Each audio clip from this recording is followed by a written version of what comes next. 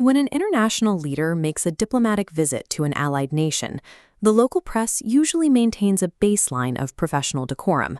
But during Indian Prime Minister Narendra Modi's trip to Norway, the media took a sharper, more confrontational tone. A Norwegian daily newspaper published a profile describing the Prime Minister as a sneaky and slightly annoying man. Accompanying the text was a cartoon depicting him as a snake charmer, sitting on a mat, but instead of a cobra, a petrol pipe was emerging from his basket.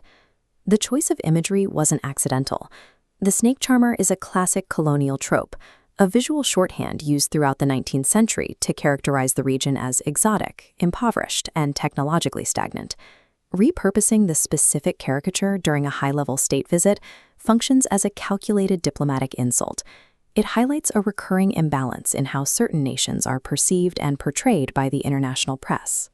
The Norway incident is part of a broader pattern of global media outlets minimizing modern technological milestones. In 2014, when the Indian Space Research Organization successfully reached Mars orbit on its first attempt, a major Western paper published a cartoon of an Indian farmer with a cow knocking on the door of an elite space club. In 2015, during the critical Paris Climate Accord negotiations, another prominent publication depicted the nation as a stubborn elephant physically blocking a train representing global environmental progress.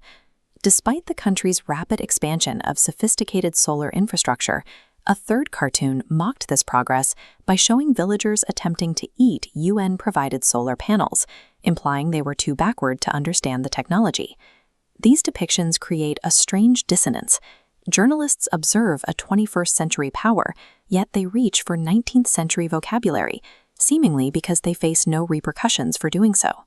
In the world of geopolitics, a soft state maintains a high level of tolerance for international criticism, generally opting for quiet diplomacy over visible retaliation.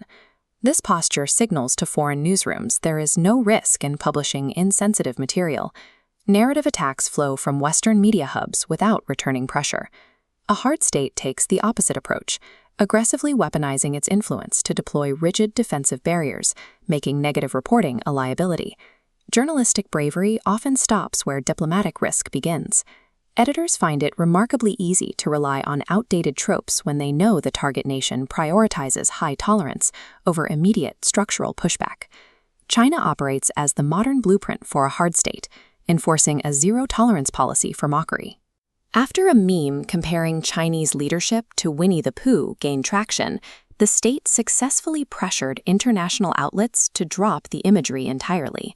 This enforcement creates a visible double standard in the press. The Korea Times once published a cartoon showing an American president in tattered rags while depicting the Chinese leader with dignity and poise, demonstrating which target is considered safe for ridicule. Beyond passive intimidation, a hard state uses active manipulation. Through United Front operations, state actors work to influence foreign press coverage from within, turning independent newsrooms into echo chambers for state-approved narratives. In Taiwan, this dynamic led to the arrest of a journalist who had taken bribes to act as a foreign agent. Beyond simple reporting, he was funneling sensitive military intelligence back to the mainland. While receiving these payments, his public-facing articles were consistently pro-Beijing, effectively demonstrating how a nation can purchase its favorable coverage. A hard state doesn't wait for the narrative to form. It proactively buys and coerces the press to ensure its global image is protected by any means necessary. This brings the focus back to Norway, where the Prime Minister faced a second PR crisis. During a press event, a local journalist staged a viral ambush, questioning the Indian delegation's commitment to press freedom. While the confrontation was framed as an objective journalist speaking truth to power, her own body of work tells a different story. This same reporter has a long history of publishing articles that mirror state-sponsored propaganda.